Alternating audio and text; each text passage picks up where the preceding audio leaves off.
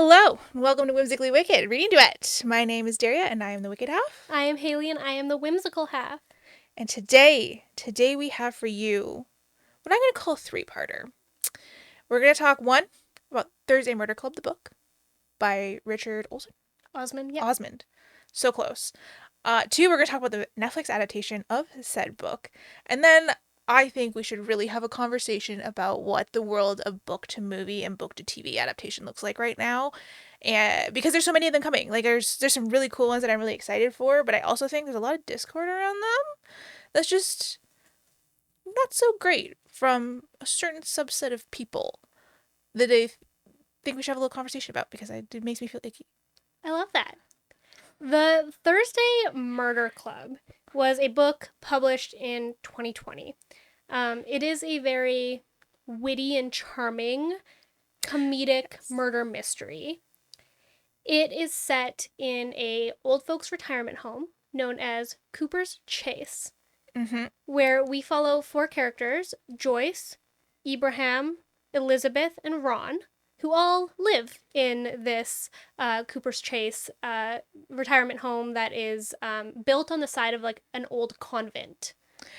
Yeah, like the visual painted in the book sounds really cool. Yeah. It's like you get to live in a castle. Yeah, dude, I am like, how do I get a spot in there? How do I retire there? They have like Zumba classes and the archery. Oh my gosh, it's genuinely adorable, and I fell in love with the tone of this right away. So we follow these four characters who participate in something called the Thursday Murder Club. They meet every week on Thursdays in one of the rooms that like kind of gets used for like jigsaw puzzles, room. but it's a multi-purpose room. There's all these little clubs at this retirement home. I'm just like giddy with excitement. This is the cutest thing ever. And they like look at old murder mysteries. Now, each of these four individuals, Joyce gets pulled in at the beginning of the book. She's new to Cooper's Chase. Yeah. She just moved in, and she gets pulled in because they have an opening for one of Elizabeth's old friends named Penny, who, like we're talking about a retirement home. So she is like now she's in palliative care now. And she's no longer able to participate. And they are studying one of these unsolved murders with a girl who got basically stabbed and killed, and it's an old murder that was never solved. And the boyfriend had found her and all of these things, so they were like trying to solve it. And Joyce was asked a couple of questions about it, and as a nurse, Joyce was an ex-nurse, she was able to kind of give them information about like what would happen if they were stabbed here, XYZ. So she gets pulled into this Thursday Murder Club, and all four of them kind of have a history of like Ibrahim is a psychologist. Ron, I don't really remember what Ron did. Ron was kind of a himbo. Yeah. If we're being really honest. Totally. And then Elizabeth, you always kind of get this like, she's more than she's saying she is. But we don't know exactly what she does. You kind of get like Hitman vibes. My guess is like Hitman. Yeah, she gives secrets. Yeah. So they get together to solve these like unlikely crimes until a real life murder happens at the Cooper's Chase, or with people involved in Cooper's Chase. Yeah. And they now have a real life murder on their hands, and they kind of infiltrate the police, and they make these like friends with one of the detectives who's kind of up and coming and wants more to do with it. And it is so fun. It is so cute. And we are going to talk about it today. This got marketed to me by a friend ages ago as like cozy murder mystery with your grandparents, and it was that. Yeah, it's exactly that. And like, I understand someone's dead, but it was funny, it was cute, it was low stakes. In all the world where we have murder documentaries used for entertainment purposes, I feel like this one's the most harmless. Yeah. It was really cute. It was super cute. That said, we'll talk about this later. I DNF'd. And it wasn't because of it might be because of the writing, or the contents of the book or anything. There are too many characters, and I am dyslexic, and I can't keep track of all of them. Yeah. And I got 75% of the way in. I didn't know who anyone was or what anyone was doing, and I gave up. It was, and it was a very short book. I think that that's like an important thing because this doesn't have any less characters than something like, I don't know, Court of Thorns and Roses. Like, Oh, honey, do I have really? this? Here, I was going to say this for later, but I'll say it now. This book has 74 characters with a name.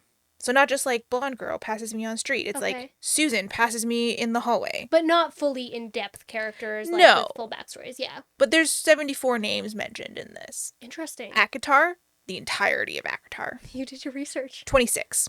Oh, I just got owned. Beartown, because I decided to pull from a variety of book Beartown has types. an insane amount of characters. 34. Wow. Fourth Wing is the only one that comes into the same league, and I would say this is a fault of Fourth Wing. 86. Oh, goodness. And then I picked one from the same genre, which is How to Solve Your Own Murder. Yeah, okay. Had 38 characters in it. Wow. So this one's in a league with Fourth Wing, I guess, but Fourth Wing is also a trilogy. Yeah. And long. Well, that's the thing. Like, it's short and has a lot of characters, but I wouldn't have guessed that it had that many characters. I know. I googled it because I got to this point where I was like DNFing this, and I did this via audio too. And I'm dyslexic. Audio was my best chance of getting through this. Right. Book was not going to be an option either. And I was like, I had to Google it. I was like, there are so many people and so many names have been mentioned, and I have no idea what's happening. That's crazy. I think too, like, there's a differing level of character development in each of those for sure. Yes. Like, a lot of them are just passing by. So maybe the criticism for you is more that, like, they just didn't need to name that many characters because they weren't all relevant. I think what probably he was trying to do was just, like, make more suspects or something. That, and I think it's also... Well, let's start the rating system. Okay. And then I'll let's mention try it in that part of the rating system. Okay. Are we doing spoiler free or... Are we just going to say all spoilers? What are we doing? I'm going to say for this one, we're doing all spoilers. Okay. Mainly because there's a movie. Yeah. Okay. Fair enough. And you can just go watch that. Okay. Sounds good. Okay. So for the book, relationships and characters out of 5. I think we know this one for you. Unfortunately. I'm gonna have a different perspective on this because I think for me, and talking as someone whose learning disability is just about distraction and focus, not just, but I have a different learning disability than Daria. The number of characters named didn't bother me so much. I found it fun and I really enjoyed the characters that were. So I'm gonna give it a between 3.5 and 4. That seems fair. Yeah. I think my problem with this is there's too many named characters. Right. But I do think it was part of the story and one of the more enjoyable parts of the story in the respect that, like, it's supposed to be your grandma telling you this story and it's long-winded and she's like pulling in all these people that she assumes you know but you don't know, but she's gonna tell you all their names anyway, and then like their 2 friends that were there too. Like, that's why there's so many named characters, and it makes sense for the story and the way they're telling it, and it creates the vibe of the book from an accessibility standpoint for someone who has a learning disability where it takes me months to learn someone's name. Right. Couldn't keep track of them. Did you try to read it physically or did you audio? I just did the audio. Okay, and that was still bad. That was bad. Yeah. It was real bad. Okay, interesting. I found, so Joyce is the character that we spent most of the time with. It's who the book started with and everything. And it was Joyce. Her little hobby in the book was she had a diary.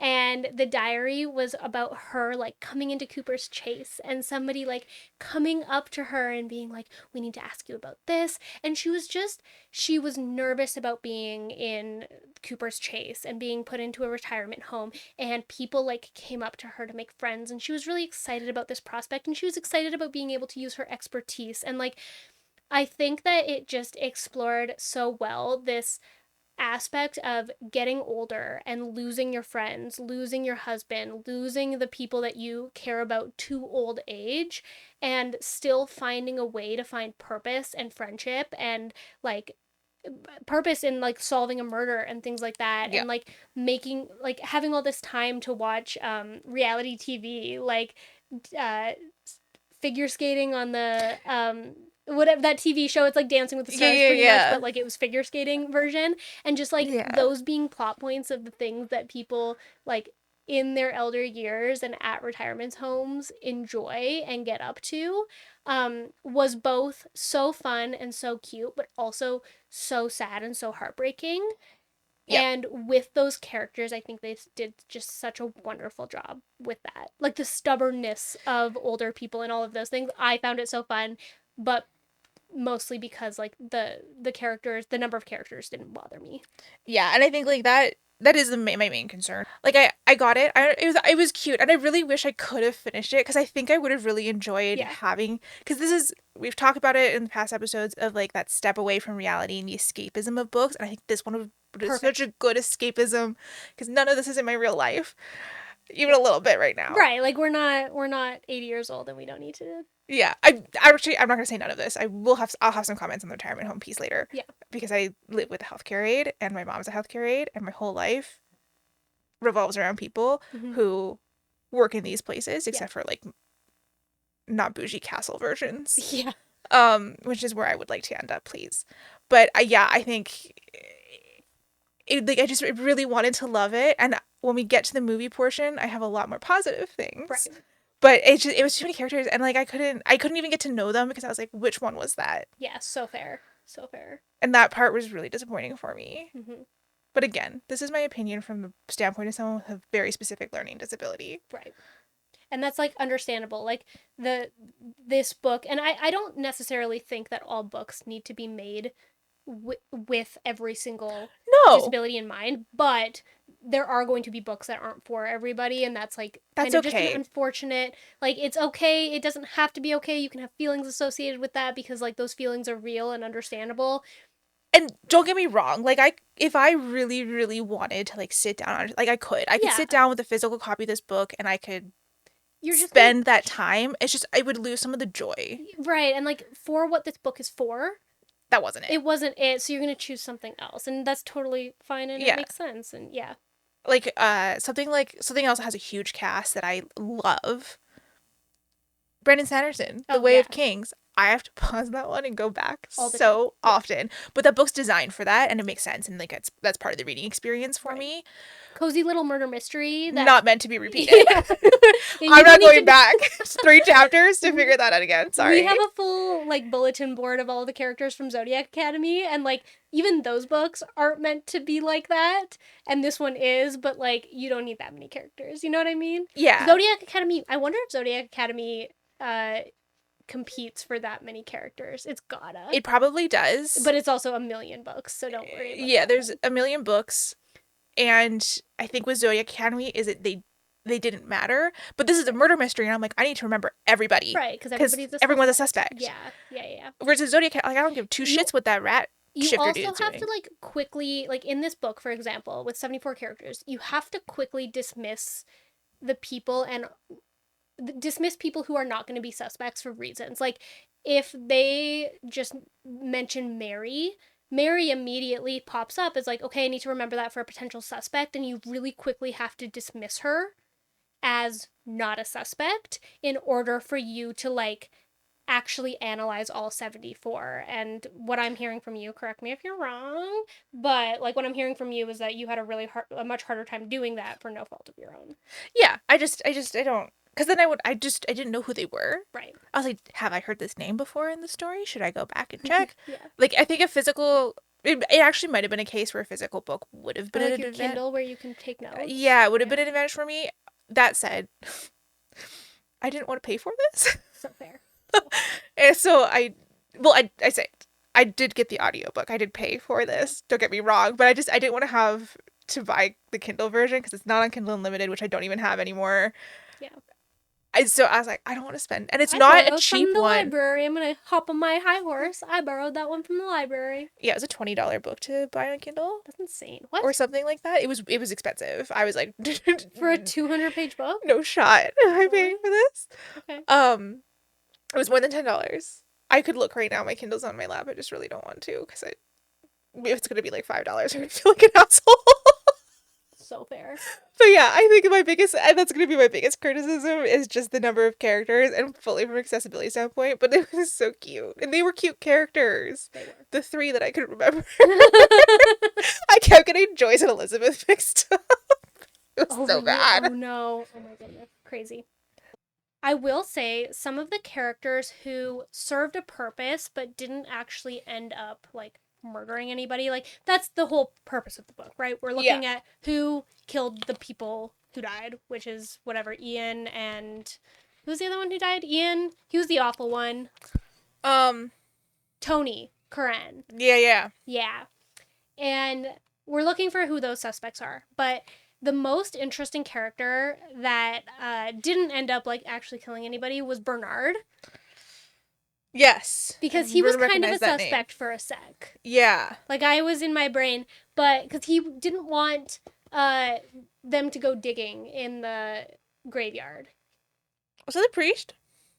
The priest also didn't want them to go in the graveyard. He was also really interesting. Yeah. So Bernard's story in the book is they didn't want him going digging in the... That was the husband of the friend that was dying in palliative care.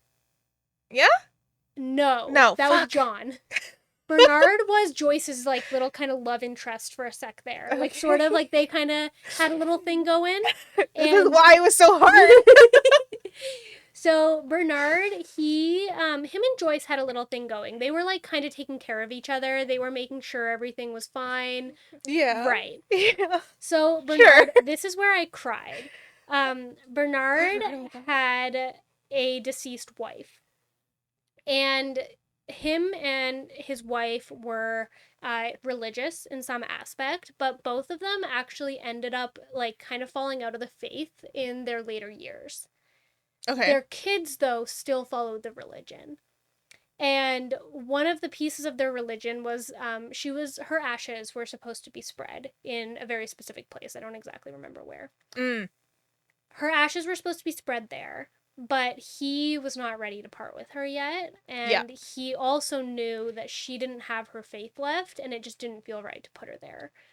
Yes. And so he actually replaced the ashes of his dead wife and instead buried them under a bench in the graveyard where they used to go and talk all the time.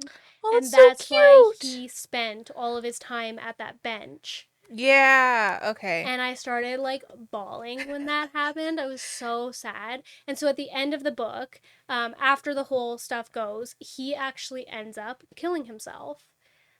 Because he was like, I didn't get that far. I want to go and I want to go be with my wife. I'm done. I'm like old and all of those things. So what actually ends up happening is Joyce and him do phone calls to each other every morning to check in with each other. Mm-hmm. It's like this cute thing that I guess, I don't know if it's like a common thing in retirement homes, but like you have a kind of a buddy, especially if you live alone and your partner's deceased and all of those things. Yeah. They just give each other a quick ring, say good morning, just a confirmation that everything's okay.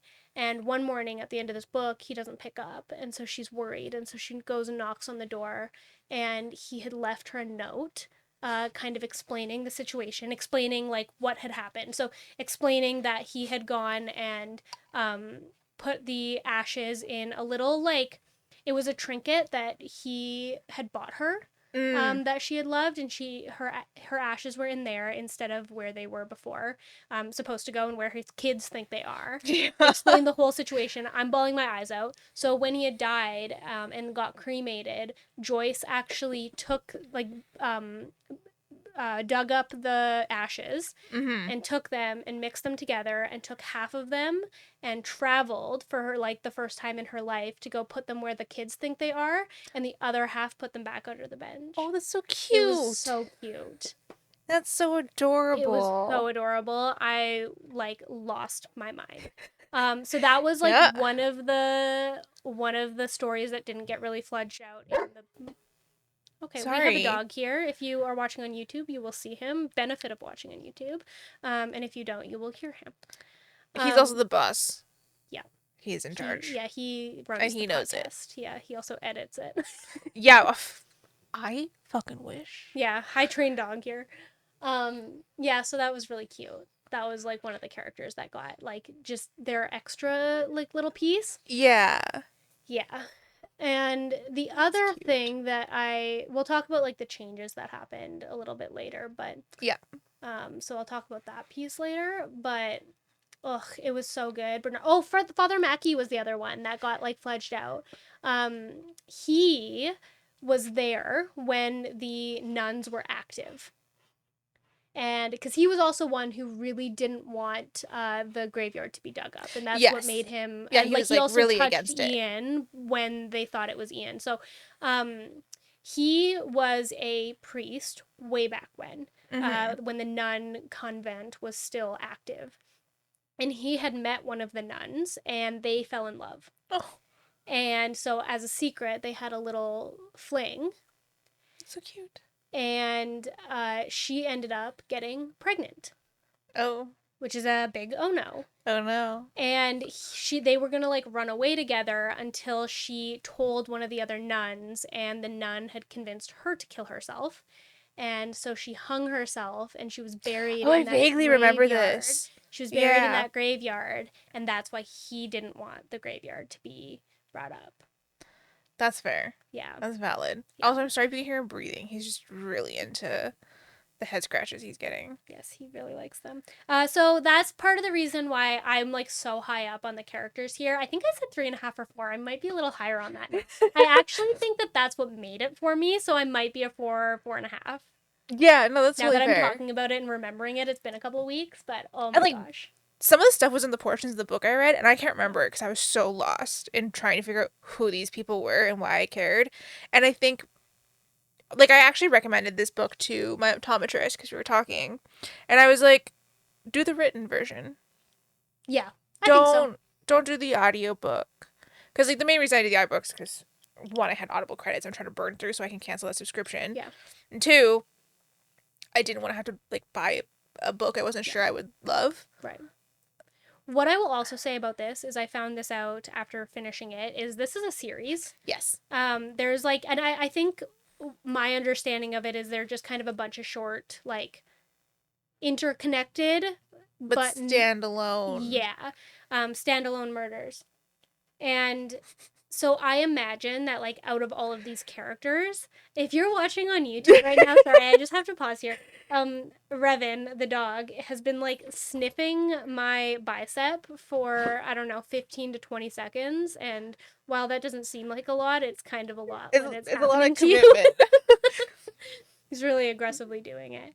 I imagine that in that series, a lot of these characters get fledged out. Like, Tony Curran, he had a stake because I think his aunt or great aunt or grandma or something was in Cooper's Chase. Yes. And she is, like, sort of fledged out, but not a lot. Like, I feel like a lot of these characters will come into play as the series goes on. I don't know if I'll ever read them, maybe, but I feel like they're just like a cute little, like, I need a palate cleanser, back burner kind of book. Right. And I kind of wonder if there's fewer characters in some of the other ones and it would be easier to read. It might. I don't know. It's like, I do think it's a fair criticism that there's too many characters. But yeah, I just think it's just difficult, especially, like, I get it. I get it too. Like, it makes sense why there's so many. Especially it's in a just murder mystery, so hard to Well, follow. because that's also part of the point of a murder mystery, is to Yeah. confuse you and to take misdirects and, like, Yeah. get you off of the main plot point so that the actual payoff makes sense. And it's like, it makes sense why I missed that. You're supposed to feel that way at the end. Yeah. Yeah. You should just know their names. Yeah. And I couldn't. And it's fine. Okay, engagement and enjoyment.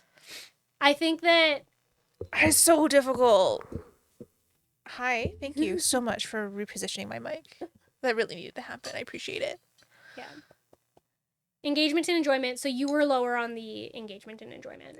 Yeah, I'm having a hard time rating this because, again, I'm not a big believer in rating books you DNF because DNFing it says everything it kind of needs to Right. in its own. I think if I could get through it, I think I would have really enjoyed it. You're probably higher on the relationships and characters and lower on the enjoyment and engagement, from what I'm, like, understanding about you. Yeah, I might be wrong in this. Also, I realized my light went out. Because you liked the characters. It was just there was too many of them, and maybe that's around, like, how it impacted your engagement and enjoyment. Yeah, That's I think fair. I that's. loved it. I thought the vibes were immaculate. I know. I was so happy I got you to read Yeah, this. me too, actually. I was like, oh my gosh. Because you told me that we were going to read it, and part of the reason we were reading it is because there's like a bunch of drama about it and like the book to movie adaptation. And I was reading it trying to figure out what was going on because I was like, I am just eating this up. I read it in like 2 sittings and I just had the greatest time in the whole Yeah. wide world. So, I knew you would love it, and I yeah. was like, "There's a book to movie adaptation. I want to facilitate a conversation around that. Like, let's just Yeah. use this one. It's low stakes." Yeah. I think vibes were, for me, like engagement, enjoyment, that's vibes. Vibes were 5 out of 5. I have no complaints about that. Yeah, it was a cute setting. I really like the setting. Yeah. As we move on to atmosphere and setting, Yeah, I thought that was adorable. it was. I and like the British countryside and the little convent castle. Like, one great use of space. Mm-hmm. Well done repurposing for something good. Yeah. Um, that sense of community it brings was cute. I keep talking about books and like the time of day I think they are, and this one was very bright and Yes. daytime, Yes. like high noon And of a even book. Ian Bentham as a character, he was just awful, right? Like being in his brain where he was just like, and these people are just like, so, like these old people, I have to consult with them to make a decision, but I don't need to like take them into consideration because they're just old people and they're Yeah, gross. they Like don't he matter. was just a perfect villain for what this story needed. Was like he was a terrible man. He had no depth. He didn't Yeah, need any of it. He was just like he sucked. they didn't want you to be sad while reading that part of this book, Yeah. and therefore he was very killable. He very killable. It was perfect. He was like even Tony Curran. I was like, aw, that was like he kind of like he was a bad person for a long time, but he kind of got his crap together, and he's like Yeah, helping his aunt or whoever she is like get into this home and making it a wonderful time, and all the old folks love Tony Curran. Ian is just like he sucks, and he's so yeah. quotable Oh because of yeah, all of the crap he believes. It's hilarious. yeah. No, it was good. Yeah, yeah, he's amazing. So atmosphere and setting, I think probably a 4, 4.5. Yeah, I There's think nothing like four. notable. It was just It was just so good. nice. Yeah, It was a nice change. Everything else we read in preparation for this round of filming was really dark and depressing. seriously. Um, Development and plot. Um, I don't know how strongly I can speak on this one because I got Right. stuck a lot. I I liked the payoff. I thought that was interesting. Yeah. I liked how relevant the plot was. Yes. Like Yeah. the why behind the murder made a lot of sense. Yes. It literally something we're talking about all the time right now. Mm-hmm. Um, so like I liked that. I think the plot was good. Yeah. I wish I could have seen the plot Yeah. through the names. Yeah. Because what was the Ian Bentham was John, and it was John protecting Penny. Yes. And the whole thing, okay, so with because the book and the movie are slightly different with this.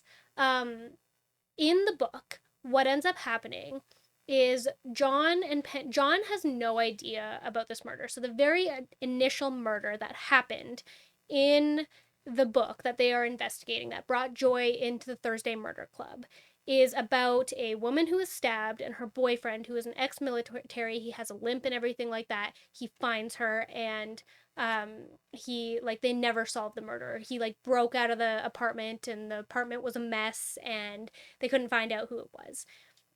And the payoff of that is there is a grave that one of the characters Bogdan finds in the grave, and there is a dead body on top of one of the nun like caskets. Yeah, they like buried someone on top of someone. Yeah, and that body had like a shot, like a bullet in its bone or something like that, and it ends up being the body of the man who found the girlfriend back in the 1800s when or 1900s, when like that woman had died, and that was the murder they were investigating, and Penny, who we also don't really, she was a detective back then. She was a detective, and she was a really good one. And she was a detective when women weren't allowed to be detectives and things like that. And she was on that case. This was actually one of Penny's cases. And they never found out. Well, Yeah. Penny finds out later and was never able to arrest him, that it was the boyfriend who killed her. Mm-hmm. And she was so mad that she goes and kills the guy Yeah. and buries his body near Cooper's Chase. And in the movie, John knew about the murder. Yeah.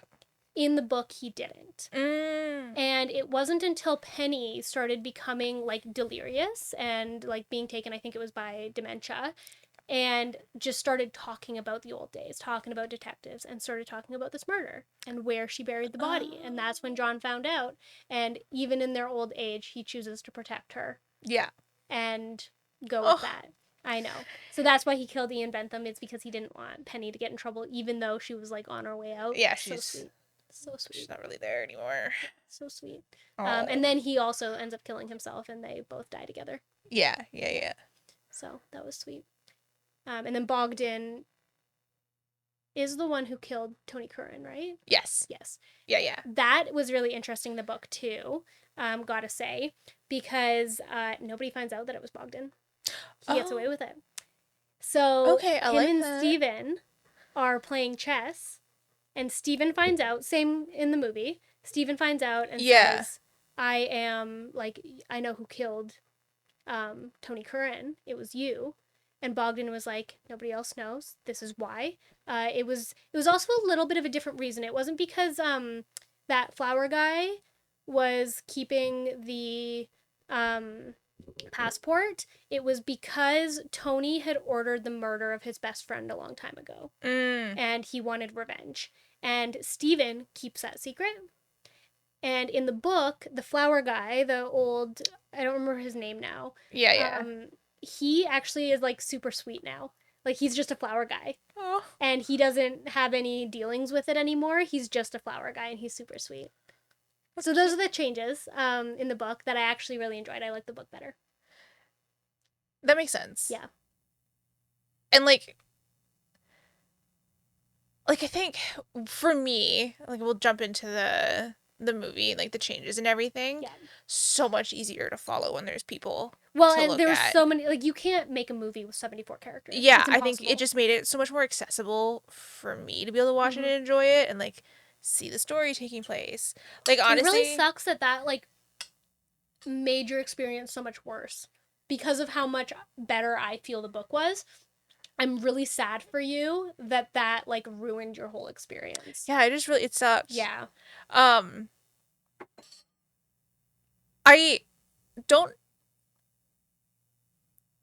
I see why they removed those things from the movie. Of course.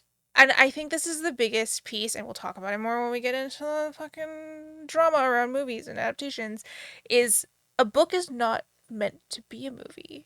You don't write, you shouldn't, I should say, write a book with the intention of having it be adapted into a screenplay and put on the screen. Bars. That's not why you're writing. You're writing a book because it's a piece of literature. It's meant to be experienced in written word.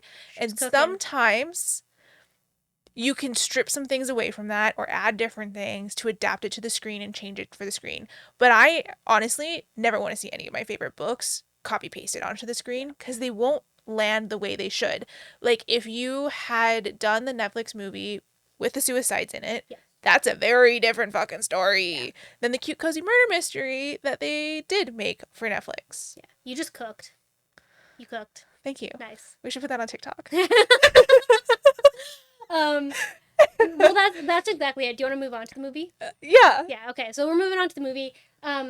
That was like it for me, right? So I'm watching the movie, and I watched it pretty much immediately after I brought Jake in, and we watched and sat down at night and had a little movie night with it, and it was so cute. Jake loved it. Yeah. And I couldn't get this is the moment for me. So Joyce, she had like her baking was a little bit more prominent in the movie, like that was her hobby rather than the journaling and the baking. Yeah. And which, I kept thinking, like, Joyce's journaling was one of my favorite things in the book, and I just absolutely adored it. And I kept thinking, like, oh, I wish the journaling was in the movie, and, like, that she was... And then I had to stop myself and be like, you just prefer the book. Like, Yeah. if she was just reading out her diary on screen, that's what it would be. Like, it's Yeah. the book that you enjoy. I just like the book better because I prefer books to movies. Yeah. And then I kind of had to let go of a lot of it. I was still upset about some of the changes, but like not upset enough where I'm like mad that they did it. I'm just like, oh, I just prefer books to movies. Period. Yeah. And like a movie generally, unless it's been really specifically designed for this, isn't gonna have the same payoff as a book. You don't sit with it for 10 hours and like immerse yourself in a world. Like a It's an hour movie, and a half. it's an hour and a half, 2 hours, 3 hours if you're Marvel. And you're just this, or 4 hours if you're Lord of the Rings. Which is probably the reason why There's, I like Marvel and Lord of the Rings yeah. as some of my favorite movies. Like, I genuinely prefer books. Yeah, and that's totally fine. And I think like I really liked the changes they made to adapt it to a movie because it made it make sense for me where I Yeah. could like follow what's happening. Right. Also the casting, elite. Oh, so good. I love David Tennant for Ian. So good. I good. loved And the casting. what's the actor for Ron? I'm mad at myself. Oh, Pierce Brosnan? No. No. Himbo? Wait, Not Pierce Himbo. Brosnan. Yes. Yeah, Pierce Brosnan. Yes, Pierce. That's 007, baby. Not Pierce Brosnan. Not Pierce Who Brosnan. did he play? The Himbo. Ron? Am I thinking of a different actor? I don't know. I'm 90% sure that's Pierce Brosnan. You can see how much it is Pierce Brosnan. Yeah, okay, thank you. I was like, Guy from Mamma Mia. This is how much I watch movies. I've seen every 007 movie ever made except for the last couple because I was less invested. Oh, fair. But the old ones I've seen multiple times. Pierce Yeah. Brosnan is my favorite. If they're not in Lord of the Rings or Marvel, I'm like kind of an idiot when it comes to that. That is totally fair. I just really like older, like I love 007 movies. Totally. Yeah, he was great. He was so cute. Yeah. He was so uh, Tom Ellis for the like ex-famous son. Oh, or like yes, so still good. kind of famous. Oh my gosh. Love him. He's so funny. People do not utilize his comedic relief often enough in the things they cast him in. Yeah. He did so good. It was actually really funny because I'm very happy they didn't cast her for it because A, I don't even know if she's old enough right now, and B, like I'm happy they chose British actors because that was like the general sense of it.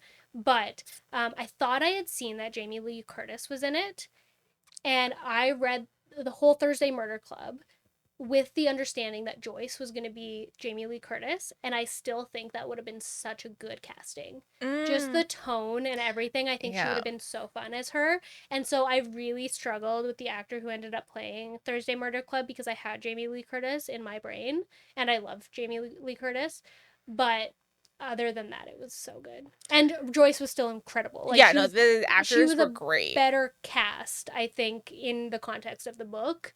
But in the context of like what they actually made the movie. Yes. Yeah. Yeah, and I think it was fun. It was like I highly recommend watching it. If you don't want to read the book, it's so cute. It's cute. But you can also if you if you are one of those people who are like, book's always better than the movie, the book is better than the movie. Yeah. And I think you'll enjoy it, and the vibes are immaculate in the book. But if you are just like, not, I don't know if you'd be watching this podcast if you didn't like books more than movies. Maybe. That's very true. But the movie is like very adorable and very cute. Yeah, like if you want to have like a movie night with a friend or someone, you just want to have like cute cozy vibes and a glass of like wine or something. Yeah. Go for it. It also explored like the sad parts of it a little bit less, I think. Yes. Like if you don't want to be a little bit sad about like old people because I think that's the challenge that Thursday Murder Club faces is like retirement homes are very sad places. Yes. And it like the movie really brought out the like joy the in fun it. part. The book balanced more of the sad and the reality fun together. Yeah. Yeah. I don't know if I can say this on the internet. But you know what? I'm gonna say it because no one knows this person or the workplace. I have family that work at care homes, and the other day said family came home with a story where their floor of the care home hasn't had hot water in weeks. And I was like, that's how we torture people. And I was like, this was cute. And I was like, this is where I want to be. Yeah. The reality of where most people are, not that. Well, and I think too, like, books aren't political. We live in Canada, Yeah. and a healthcare aid in Canada, especially with like a lot of these places where healthcare is free and covered, versus if you go to America, or like the UK is a whole different conversation, but like America, where all of these rich people can get these privatized places, which are totally different stories. Like, we have universal healthcare. I am endlessly grateful for that. Yeah, Our no, universal healthcare system has a array of problems. yeah, there's flaws. We don't have that here in the same way. They exist, like privatized ones exist, but it's like it's a very different situation. Yeah, you kind of go up in like tiers Yeah. almost of Yeah. like how much you can pay Yeah. versus how much the government kind of subsidizes it. It's Yeah. it's very complicated. Um and like there you can get to communities that are kind of like that here. Like Yes. there's some really nice Yes. care homes. Yeah. The average person, Yeah. they're not quite that nice. And I was like this gave me something to aspire to. Yeah, As someone who's literally. never having children and has to figure this out for Yeah, yeah. themselves, I was like, I want to go there. Yeah. Yeah. And that's Uh, like a check mark in my maybe no kids is nice box. yeah. Yeah, and you I don't can even want to save up for start the that. conversation of the number of people who go visit their parents in those places because it Yeah. is. And that's explored Yeah, no, it in is. And I really appreciated that. I actually, it was in my notes of like talking about like your kids not visiting you anymore, your grandkids not showing up, and like what that feels like and what that looks like. I did catch that while I was oh, reading it yeah. because like it's so real. Like my brother has these ladies that he adores at his workplace, and some of them, no one comes to visit. So he's gotten like he provides their shampoo, he does their hair, like he does a lot of extra stuff on top of his job to make their lives better because no one else is coming to do that. Since reading this, actually, I've called my mom a lot more consistently. My mom also works in one of these facilities. It's not better where she is. Yeah. But yeah, no, I there's one thing I know intimately, it is the state of the state and care homes, and this was nice to read that they're not all like what I have to listen about. Genuinely. Oh my gosh. And like these ones do I mean, this is, exist. yeah, they do exist. I was going to say, this is like a fictional book, but these types of They do places do exist. exist. You Yeah. can go there. Yeah. Ugh. Can we talk about the book to movie adaptation drama? Yeah. I'm using Thursday Murder Club as like a little gateway Mm-hmm. into this conversation because in the realm of things that are being talked about or have been or will be adapted into a different form of media, it's really low stakes. Yeah. This wasn't us diving into It Ends With Us, Love Hypothesis, Verity, Totally. ACOTAR. But I do think there's a conversation to be had there because the more time I spend on the internet, which granted is progressively less and less because I fucking hate book talk and I don't care anymore to dive through the shitty opinions to find the good ones, is I'm gonna go fuck. You and I used to be like, no, Daria, we should listen to other people's opinions. And now that I'm there with you, we are like unhinged in I that know. opinion. And like don't It's get not me good. wrong, like I talked about this during the Manacled / Alchemized episode where like there was an author who I really really like whose books you can presently see who had an opinion I didn't like, and I actually went and I like listened to her whole video and I looked at it and I was like, I see where you're coming from and I understand why that's your opinion. Yeah. Do I think it's a bit derivative of the work as a whole? Yeah, but like I'm just not gonna comment on it and like start hate speeching at this poor author.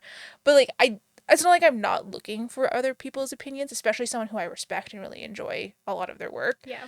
But I'm just not looking for it anymore. Like fuck that. Yeah. And I follow her, so her shit popped up.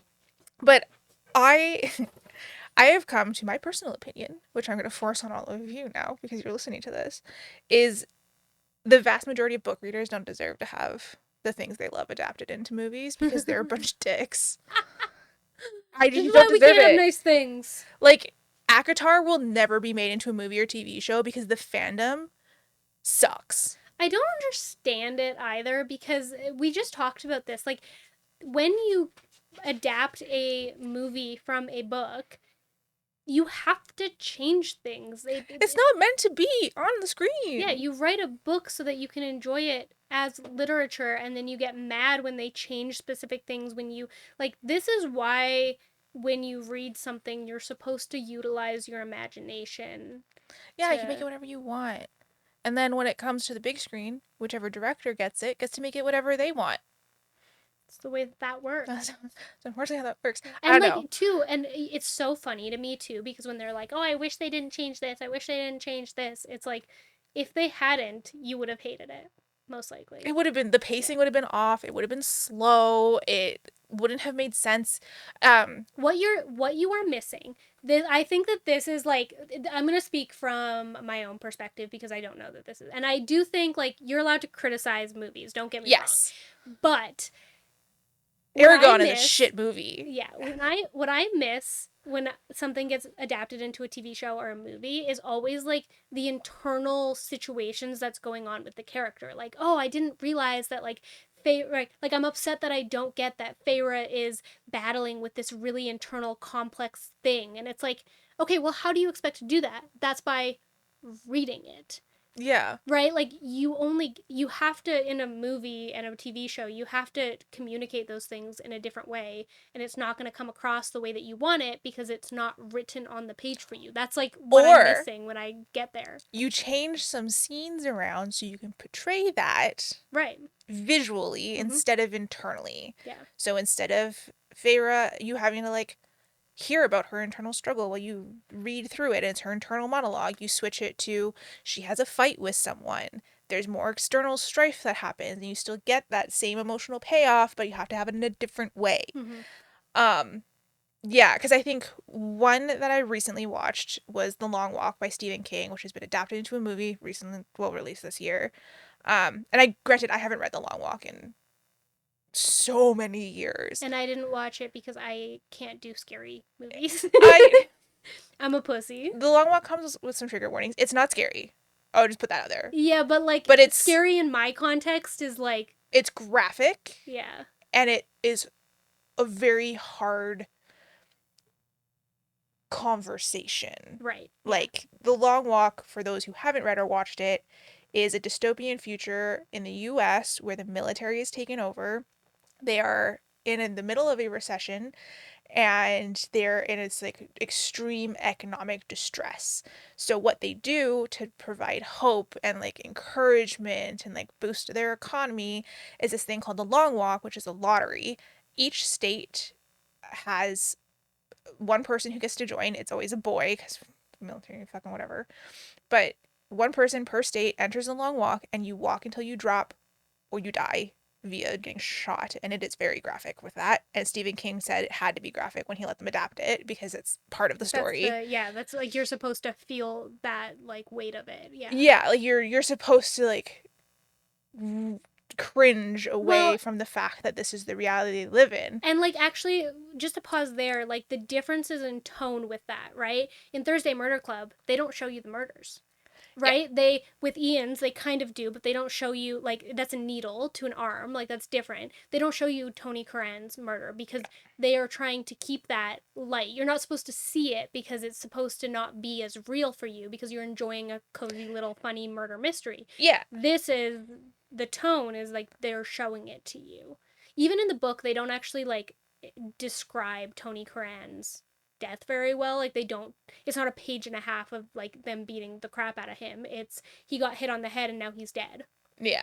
There's the tone difference. This is supposed to like shock you. Dark, You're supposed to feel the scary. weight of it. Yeah. And the book is really goddamn slow because one, the concept is them walking and walking to the last person standing, and the person that wins gets like a whole bunch of money. They get one wish that's not allowed to disrupt the administration, but it can be whatever you want aside from that, whatever.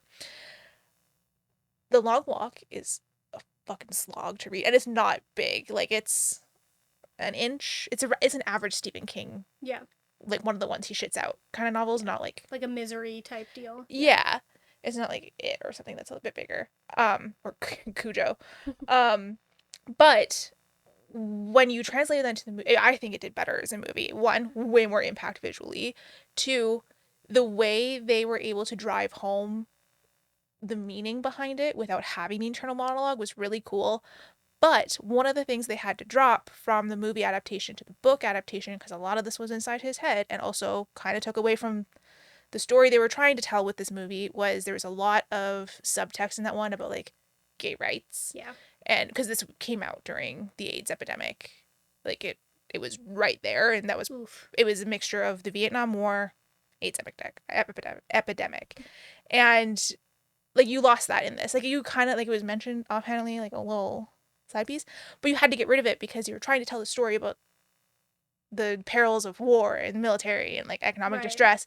It was not supposed to be a movie about gay rights. Yeah. So that got walked back quite a bit so you Right. could focus on that main story. Yeah. It's not that the other story didn't matter, it just you can't fill a movie with 6 different things and then Yeah. do them all really well in an hour and 40 minutes. Yeah. I feel like I'm hesitant to speak on it too because I'm like just not an expert with movies. I don't watch movies very often, but I do feel like it's just so much more difficult to like um look at so many different types of complex conversations when it's a movie. Yeah. Because like in a movie, to your point, you're in a movie, you're looking at on average probably an hour 45 minutes. Yeah. Right? On average, over 2 hours is probably on average a pretty long movie. Not for me, but like in 2 hours, 210, like that's starting to push the okay. average movie, I Yeah. would say. You're talking about a book. If you're spending 300-400 pages on a book, that's already at least double the time, depending on how fast you're reading, right? Yeah.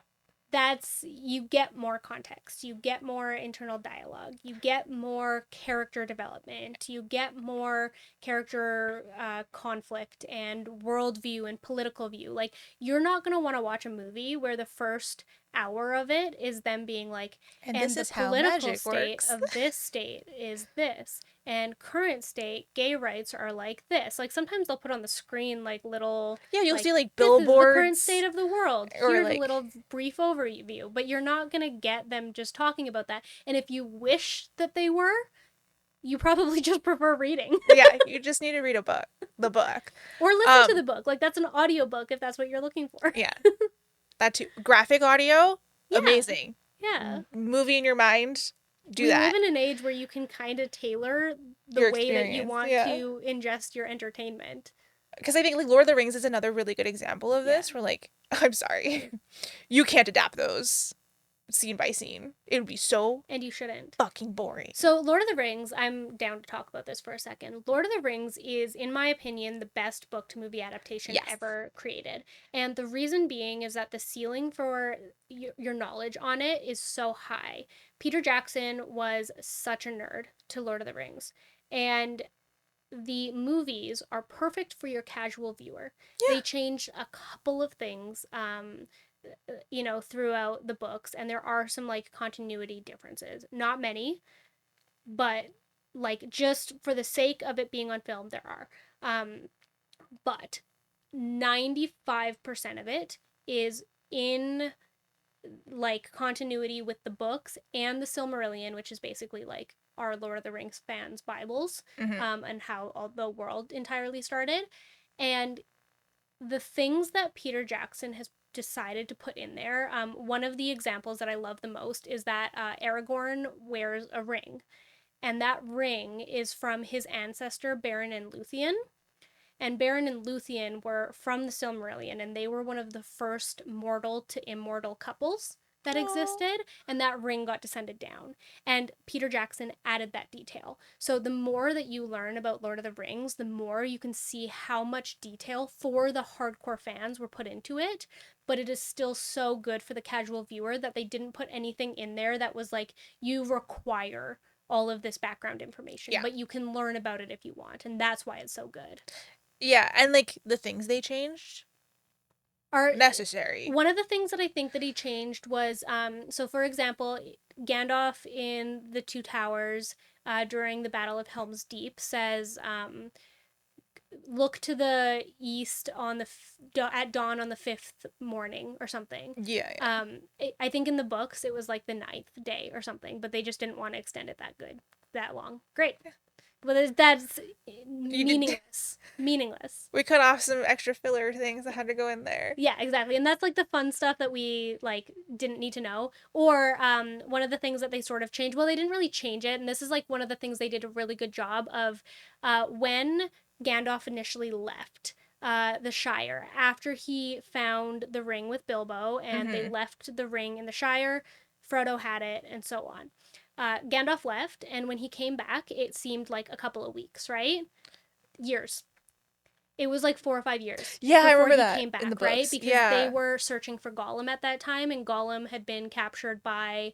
Sorry, I'm like getting too much into this. He had been captured to be like tortured to find out where the ring is, and that's how like the story starts. But they just didn't. They just left it ambiguous. Like you Yeah. assume it's a couple weeks. When you find out it's a couple years, you're like, cool. There's this whole other story.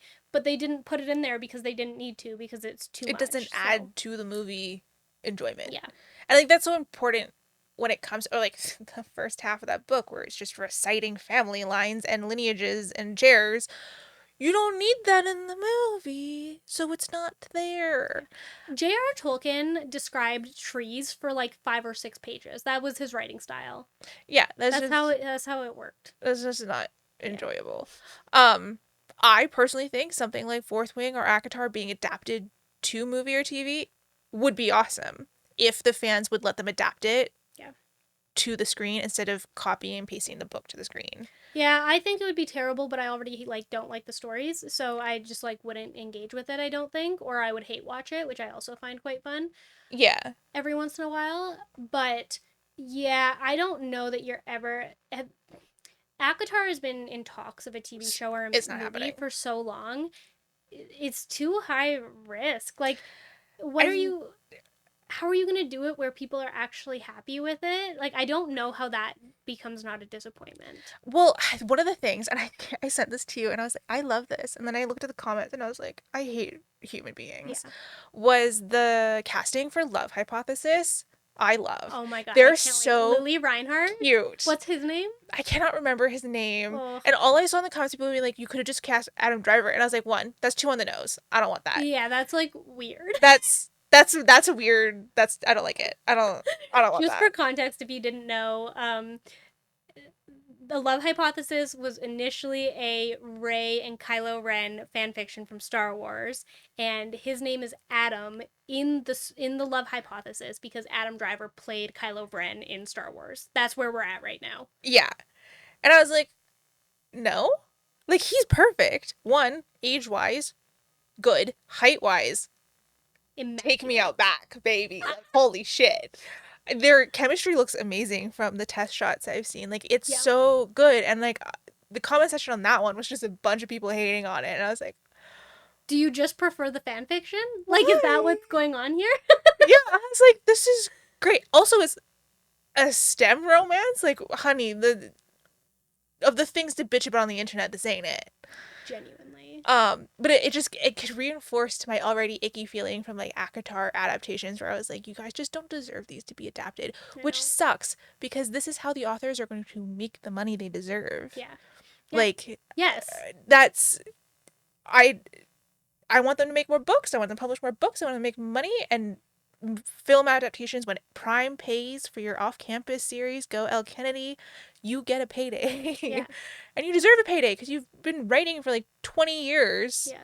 and you're just getting notoriety and like all of that now. And like, hey, the more of this shit that gets out there, the further down J.K. Rowling goes in the things you can watch. Yeah. I Um, feel like we always mention how much we hate J.K. Rowling just to like balance out how much we actually talk about Harry Potter because we read so much, well, you read so much fan fiction yeah, I and just we end really up want to drive bringing that it into home. our episodes, so we have to like balance out that we hate her. It's also just like so much of the literature that we read is based off of Yes. Harry Potter Just in general. in general. Like, it's just the way it is. Yeah. So yeah, but I do hate her, and I will keep doing things that make her life Yeah, let's worse. just be clear. This is all like negative for J.K. Rowling every Yeah. time we discuss it. No, there's no We just there's have no to balance it appreciation out. here. But yeah, I just like I want to see more of it because I think it's really valuable for the authors. And Yeah. like, I'm sorry, we're boycotting things like Kindle, Amazon, Audible, which is where they get paid. but then we're also going to complain when those authors get movie deals because we don't like who they're casting or who's directing it or how it's going to be like, should they just not write?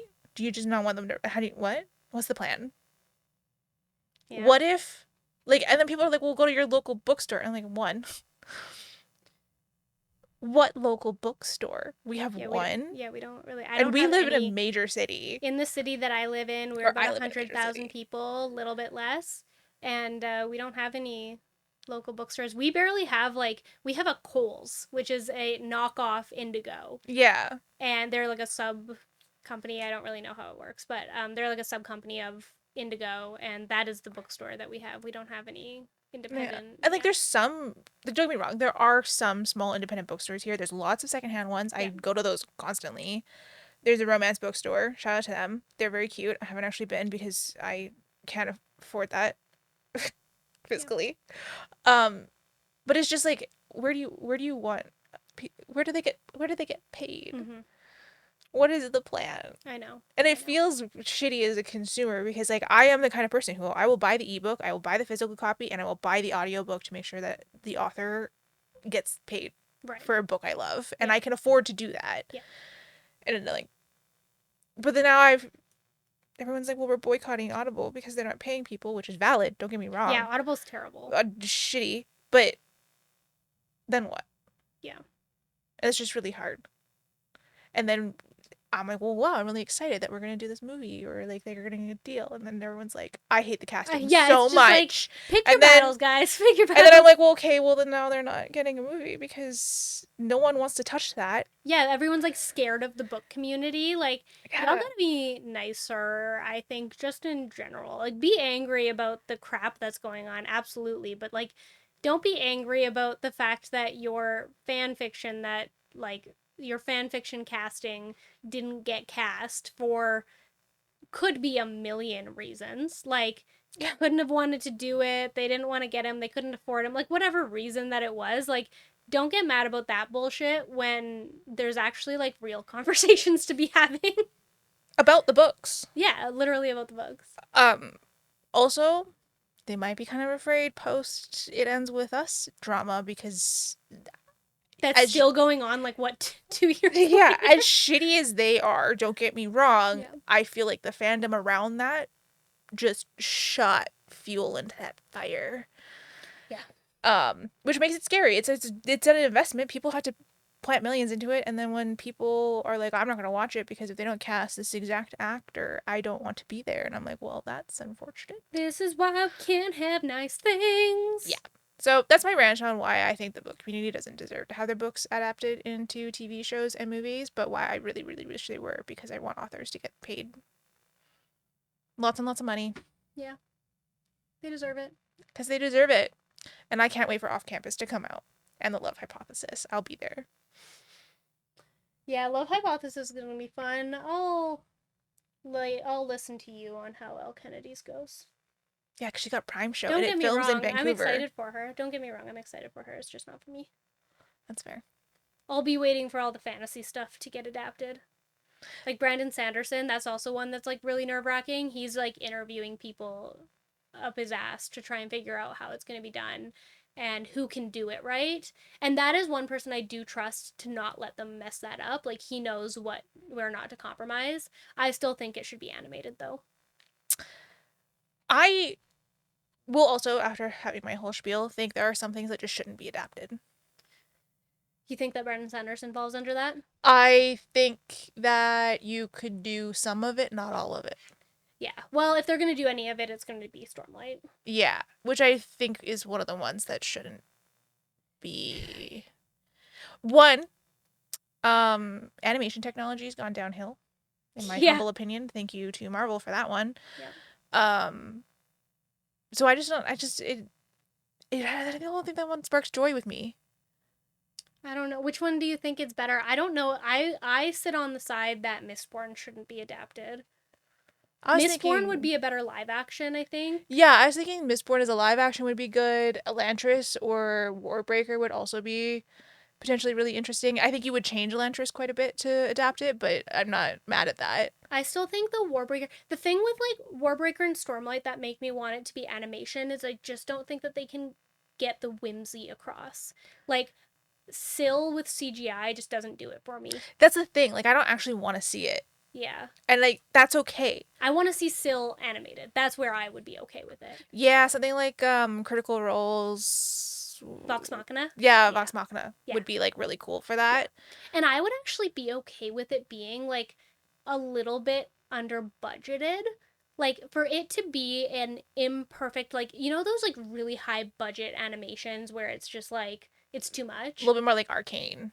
Yeah, Arcane was really good. It is really good, don't get me wrong. But, like, even if they I'm scared of it being overproduced. I'd almost rather it be underproduced, where it can just be, like, I get to see this really raw version of the Stormlight archive that this is for the fans. They're never going to do this because it won't make money, but, like, this is Vox Machina was for the D&D fans to be able to see their characters on screen, and it was like also a creative way for the Critical Role cast to do it, and they also didn't have to spend money on voice actors because they were the voice actors.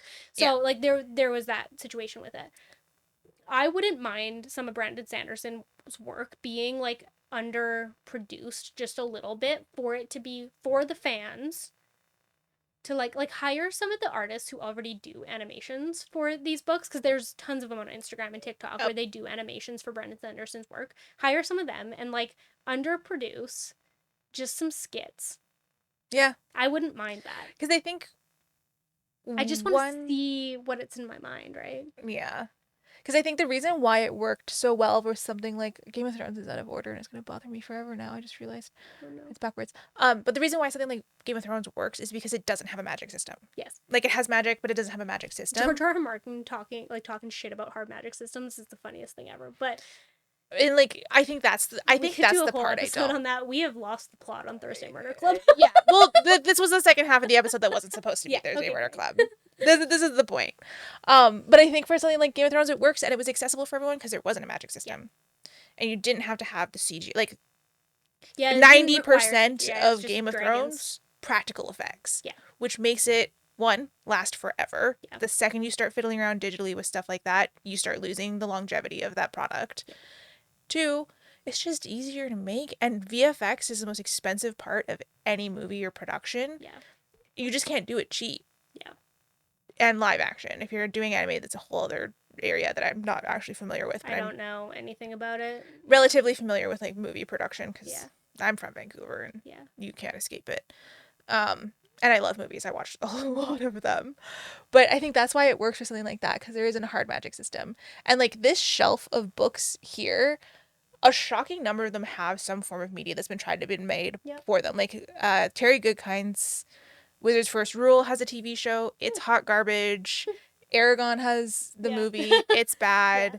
I love it. Don't get me wrong. It's like a little cozy time. You don't love it for like, but I don't love it for acclaimed. People like bad movies. That I enjoy shitty movies. Yeah. They are thinking of doing a TV show for that. Very excited to see how that goes. Way better idea. But yeah, I think that's the reason why like Lord of the Rings does not have a hard magic system that they're portraying on screen. Yeah. And therefore it is much easier. Yeah. And they did practical effects so you can still watch it today and it doesn't give you weird uncanny valley vibes. Totally.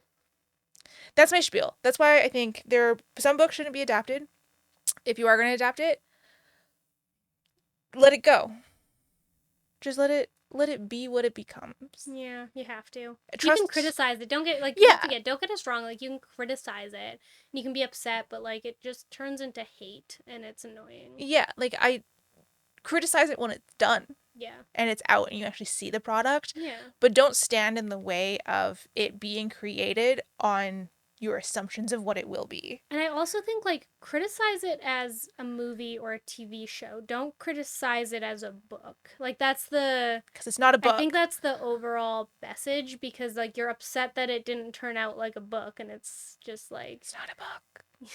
It's a movie. Can't believe we have to say show. Yeah. Anyway, that's my rant, because TikTok made me mad again. Classic. Hard not to get mad on there. So I'm not touching it anymore for a while. YouTube Shorts. If you want to watch short form of us, YouTube Shorts, because I have no willpower to flip through YouTube Shorts. Yeah, so hard. So if I put things on there, I don't have to see it. Yeah, genuinely. But yeah, that's all I got. Great. Well, make sure you like, subscribe, and follow us or whatever you do. We appreciate it. Give us a comment about all of the things. Yeah, what are your favorite and least favorite book to movie adaptations? Yeah. What do you want to see made to a movie, and what don't you want to see made into a movie? Totally. Totally. All right, this episode is done. Bye.